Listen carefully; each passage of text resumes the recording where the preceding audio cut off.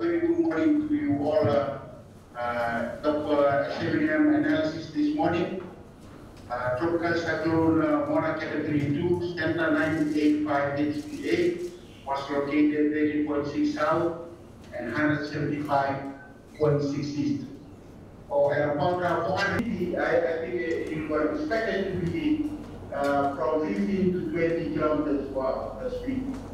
Completing the expected clockwise turn and anticipated to start at location is written in blue font there, expected to be located at about 390 kilometers northeast of South. All the agencies and the living agencies. Those are some of the islands that are lying the path, and we have done a 50-kilometer buffer and 100-kilometer buffer just for our planning purposes as we move forward. So in terms of the affected population, for a 50-kilometer zone, we have around 14,800 households, or approximately 66,314 in terms of population. For the 100-kilometer zone, that's around 171 households, or 480. So that is basically the population that we're working in terms of the worst affected area in terms of the current path that we have. But the emphasis is on the whole of Fiji in terms of our state of preparedness.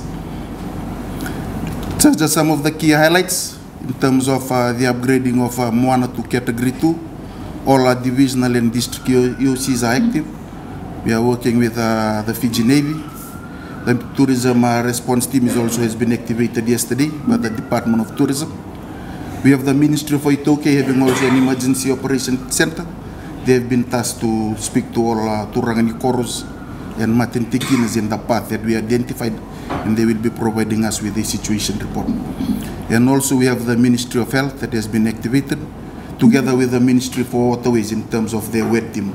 They have a new team in place that has been resourced to address any blockage of waterways or landslides they may occur. They have been also activated in the 4th Division.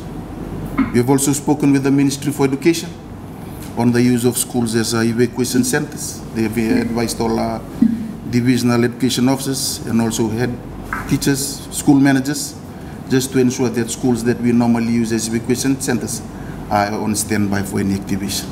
That has been done for the whole of Fiji. So in terms of key evacuation centers, only one was activated as of this morning. That was in Raimba Primary, just a Koromba settlement around Maritime, School of Maritime, Kortunan Tuchuge Windong.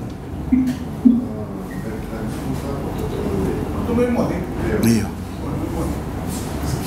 So around 50 evacuees.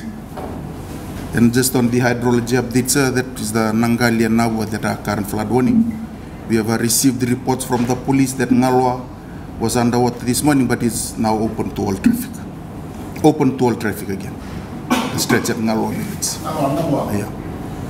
So the overall focus for the next 24 hours, we will continue to operate and monitor on a 24-hour basis from today to Sunday until Monday evening. And we also especially emphasis to the Commissioner Northern for his activation, given that landfall will be sometimes around tomorrow. So there's been a restriction on the movement of vessels. That's both inter-island, government franchise. Those are all been on hold now until further notice. For Fiji Airways, all our domestic flights, 28 was cancelled, but today Nausori has opened to facilitate some flights from Nandi to Nausori. And we have FRA, Water Authority and FE EOC is all activated and now on standby for any assistance on emerging crisis. So at 4 p.m. today, we'll be doing a compilation of all resources available to government that has been requested by the Minister for Defense and the Minister responsible for disaster management. That is just to consolidate the resources that we have in terms of heavy vehicles, trucks, equipment such as chainsaw, generator, water pumps that we have within government that can be used to be mobilized for an emergency. So we are working with RFMF, the police, correction, and the Ministry for Economy in terms of the list of these equipments. So that's the quick briefing from the NDMO in relation to the emergency operation and the status of operation as of this morning. Okay.